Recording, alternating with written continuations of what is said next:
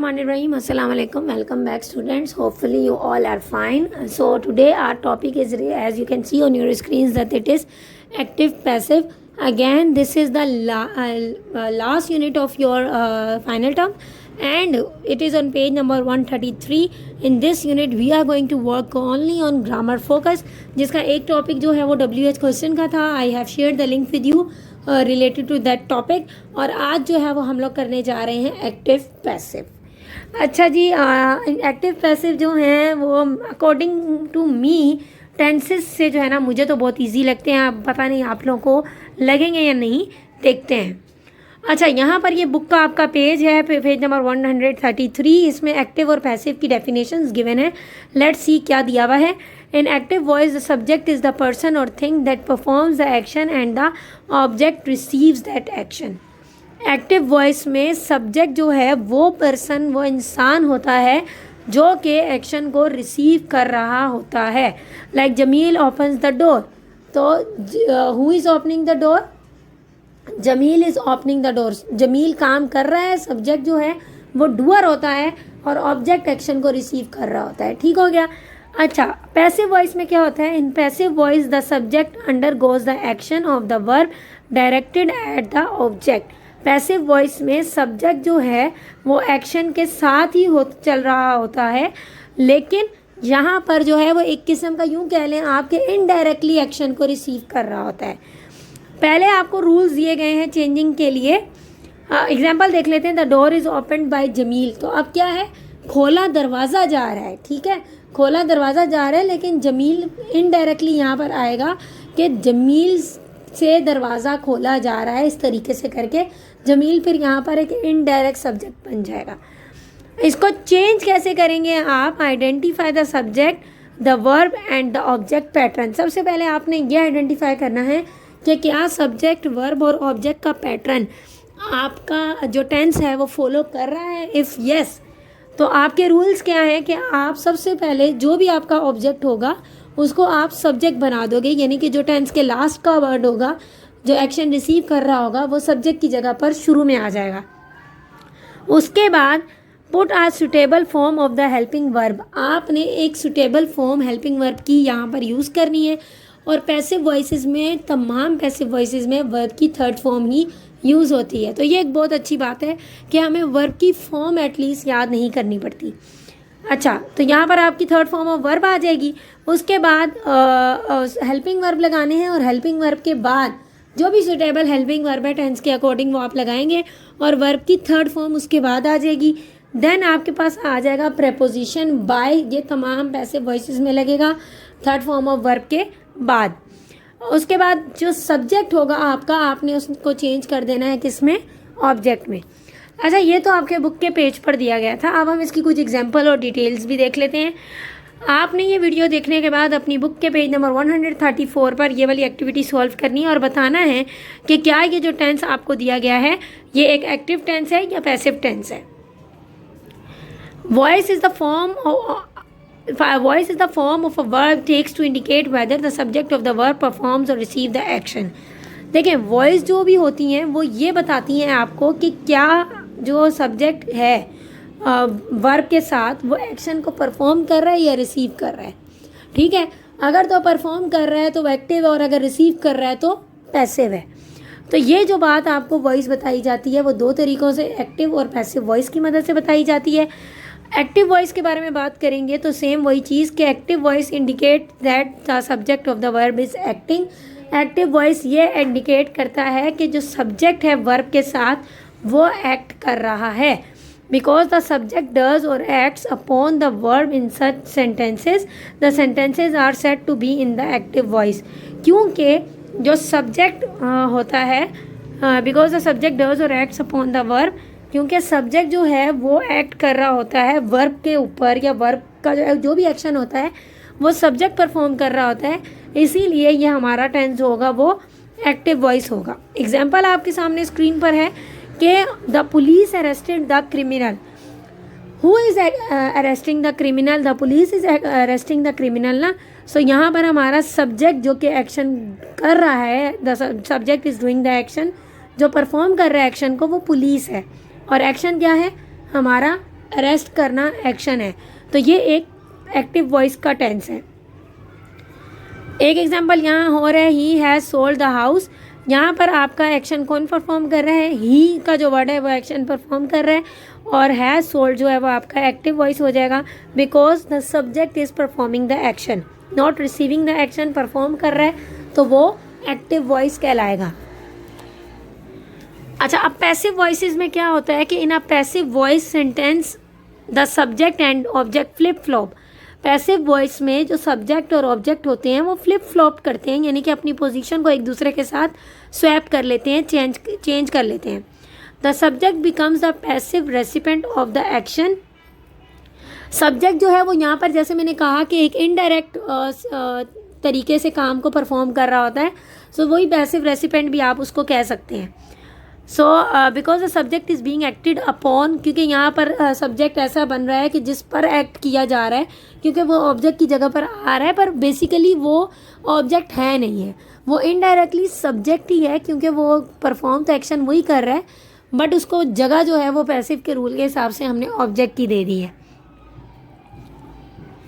अच्छा जी, यहाँ पर जो the criminal was arrested by the police. Criminal जो है वो पुलिस के ज़रिए पकड़े गए सो यहाँ पर द क्रिमिनल को सब्जेक्ट की जगह पर लिखा हुआ ज़रूर है, बट इनडायरेक्टली जो पैसिव रेसिपेंट है सब्जेक्ट हमारा वो पुलिस ही है। ठीक है, तो हमारे पास सब्जेक्ट वही रहेगा, लेकिन हमने ऑब्वियसली इनकी पोजीशन पैसिव में चेंज करनी होती है, तो हम चेंज करेंगे और जो सब्जेक्ट होगा हमारा वो ऑब्जेक्ट की जगह पर चले जाएगा, जैसे कि द पुलिस, और ऑब्जेक्ट जो था हमारा यानी कि क्रिमिनल वो सब्जेक्ट की जगह पर आ जाएगा, तो बन जाएगा the criminal was arrested by the police. ये एक और एग्जाम्पल है, the case is being red by the जज। सो यहाँ पर भी वही चीज़ हुई है कि द जज इज रीडिंग द केस, इसका जो एक्टिव वॉइस था, तो पैसिव में ये हो गया the case is being read by the जज। सो यहाँ पर क्या है कि ये सब्जेक्ट ऑब्जेक्ट की जगह पर और ऑब्जेक्ट सब्जेक्ट की जगह पर आ गया है, और उसी के अकॉर्डिंगली वर्ब की फॉर्म्स और हेल्पिंग वर्ब्स भी चेंज किए गए हैं। यहाँ पर भी कुछ आपको एग्जांपल्स दिखाई दे रही होंगी एक्टिव और पैसिव की। Ram kill Ravan, Ravan was killed by Ram. तो देखिए रावण यहाँ पर सब्जेक्ट बन गया है, राम जो है वो हमारा क्या बन गया है, ऑब्जेक्ट बन गया है। तो इस तरीके से आप इसको स्वैप कर सकते हैं। और एक चीज़ और भी है कि एक्टिव में आप सब्जेक्ट का बता रहे होते हो कि वो क्या कर रहा है, जबकि पैसिव में आप ज़्यादा एक्शन पर फोकस करते हो। यहाँ पर आपको अगेन नज़र आ रहा होगा, Ram was the subject, killed was the verb and Ravan was the object. ठीक है, तो नीचे जो है पैसिव है उसमें ऑब्जेक्ट जो है वो सब्जेक्ट की जगह पर, सब्जेक्ट ऑब्जेक्ट की जगह पर आ जाएगा, B form of verb use होगी और वर्ब की थर्ड फॉर्म यूज़ हो जाएगी।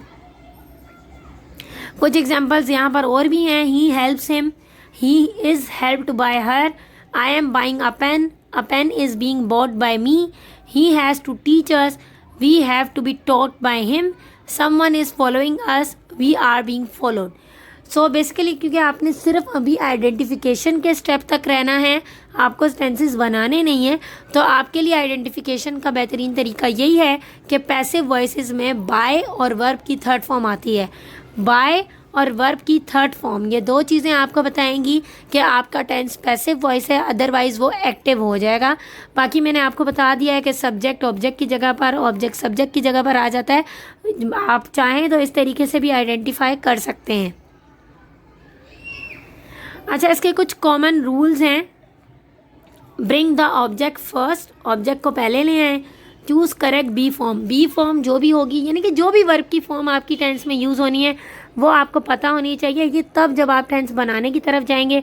अभी फ़िलहाल हम सिर्फ इंट्रोडक्शन तक ही रहेंगे कि कैसे आप आइडेंटिफाई कर सकते हैं। तो आइडेंटिफिकेशन के लिए यही है कि आप बाय को अपने माइंड में रखें और वर्ब की थर्ड फॉर्म को माइंड में रखें। वैसे वर्ब की थर्ड फॉर्म दूसरे टेंसेस में भी एक्टिव में यूज़ होती है, लेकिन पैसिव वॉइस में बाय आ जाएगा तो होपफुली आप लोग फाइंड आउट कर पाएंगे। अच्छा, सब्जेक्ट ऑब्जेक्ट की चेंजिंग इसमें कैसे होती है। आई चेंज हो जाता है मी में, वी चेंज होता है अस में, यू ही रहता है, दे देम में चेंज हो जाता है, ही हिम में, शी हर में, बुक ही रहती है, राम ही रहता है, उसकी जगह आप ही लिख सकते हैं, चेंज कर सकते हैं, इसका कोई इशू नहीं है। नाम की जगह आप ही या शी यूज़ कर सकते हैं। अच्छा, if there are two objects, sorry यहाँ पर आपने नाम को नाम ही रखना है। It was there in my mind related to direct and indirect speech, जिसमें हम जो है वो नाम की जगह पे ही शी लिखते हैं। एक्टिव वॉइस में हम ऐसा नहीं करते, नाम नाम ही रहेगा, उसको आपको चेंज करने की ज़रूरत नहीं है, वो हम डायरेक्ट इनडायरेक्ट में करते हैं। अच्छा जी, if there are two objects, अगर टू ऑब्जेक्ट्स होंगे तब आप क्या करोगे? तो उसके लिए आपने ये करना है, she told us a story, we were told a story by her. So यहाँ पर क्या है कि देखें, दो ऑब्जेक्ट हैं, एक आ स्टोरी है और दूसरा अस है ना, दो ऑब्जेक्ट्स हैं। तो जो आपका मेन ऑब्जेक्ट होगा, यानी कि जिसको आप शुरू में लेकर जा सकते हो, नाउन या प्रोनाउन बना सकते हो, उसको आप ऑब्जेक्ट की जगह से उठाकर सब्जेक्ट की जगह पर ले जाओगे, और जो सब्जेक्ट होगा जो भी, वो आपका ऑब्जेक्ट बन जाएगा। ये एक तरीका है, ठीक है। दूसरा तरीका ये है कि story was told to us by her. दूसरा तरीका ये भी है कि अस को वहीं रहने दें और स्टोरी को आप सब्जेक्ट बना दें, तो दोनों तरीक़ों से आपका टेंस ठीक होगा। नीचे आपको मज़ीद एग्जांपल्स दिखाई दे रही होंगी कि आप दोनों तरीक़ों से अपने टेंस को बना सकते हैं। एग्जांपल्स आप नीचे रीड आउट कर सकते हैं। आगे हमारे पास है how to convert active voice into passive voice. अच्छा देखें, टोटल हमारे पास ना 12 टेंसेज होते हैं। अब कौन से टेंस को हम एक्टिव या एक्टिव से पैसिव में चेंज कर सकते हैं, इसके बारे में मैं आपको बता देती हूँ, लेकिन ज़्यादा डिटेल नहीं दूंगी, सिर्फ ये बताऊंगी कि कौन सा टेंस आप चेंज कर सकते हो। All the sentences of 12 tenses in active voice can not be converted into passive voice. तो पहली चीज़ ये मिली कि तमाम टेंसेज पैसिव में कन्वर्ट नहीं हो सकते। There are 4 tenses which can not be converted into passive voice which are, तो 4 टेंसेज ऐसे हैं जो कन्वर्ट नहीं हो सकते, 12 में से 4 नहीं हो सकते, और वो 4 हैं continuous future tense, continuous present perfect continuous tense, future continuous tense, present past perfect continuous tense और फ्यूचर परफेक्ट कंटिन्यूस टेंस। ये 4 टेंसेस ऐसे हैं जिनको आप एक्टिव से पैसिव में चेंज नहीं कर सकते, ठीक है। सो आप बाकी टेंसेस को, यानी कि बाकी के 8 टेंसेस को आप कर सकते हो। Remaining 8 tenses in active voice can be converted into passive voice. There are 5 basic rules to convert active into passive. Convert object of active into subject in passive, वही ऑब्जेक्ट को सब्जेक्ट बनाओ। According to tense of active voice use auxiliary verb of passive voice. जो भी आपका active का tense है, suppose अगर आप एक्टिव में यूज़ कर रहे हो इज़ एम आर का टेंस, तो वो पैसिव में बन जाएगा इज़ बीइंग, एम बीइंग और आर बीइंग, ठीक है। तो ये उसके ऑक्सिलरी वर्ब्स आ जाएंगे पैसिव में, फिर वो इज़ एम आर नहीं रहेगा, वो इज़ बीइंग, एम बीइंग और आर बीइंग बन जाएगा। Always put the main verb into past participle. जो भी मेन वर्ब होगा वो थर्ड फॉर्म में, यानी कि पास्ट पार्टिसिपल में आएगा। Example is there on your screen के सब्जेक्ट वर्ब और ऑब्जेक्ट दिया हुआ था, जबकि आपने पैसिव में object, auxiliary verb, main verb और सब्जेक्ट किया है, ठीक है। अच्छा, अब यहाँ पर हेल्पिंग वर्ब्स भी नज़र आ रहे हैं। सिंपल प्रेजेंट टेंस है तो is am are, simple past है तो वॉज वर्ड, सिंपल फ्यूचर है तो विल बी, शैल और shall, will be, shall be. Present continuous है तो is being, am being, are being. Past continuous है तो वॉज बीइंग, वर बीइंग। अच्छा, प्रेजेंट परफेक्ट कंटिन्यूस टेंस है तो has been, have been, sorry present perfect tense है तो perfect continuous तो हम नहीं बना सकते, हैज़ बीन और हैव बीन हो जाएगा। पास्ट परफेक्ट टेंस है तो हैड बीन हो जाएगा, और फ्यूचर परफेक्ट टेंस है तो विल हैव बीन और शैल हैव बीन हो जाएगा। इसी के साथ हम अपनी क्लास को यहाँ पर करते हैं एंड। कोई भी कन्फ्यूजन होगी तो आप मुझसे पूछ सकते हैं। मिलेंगे अपनी नेक्स्ट क्लास में, तब तक के लिए टेक केयर, अल्लाह हाफिज़।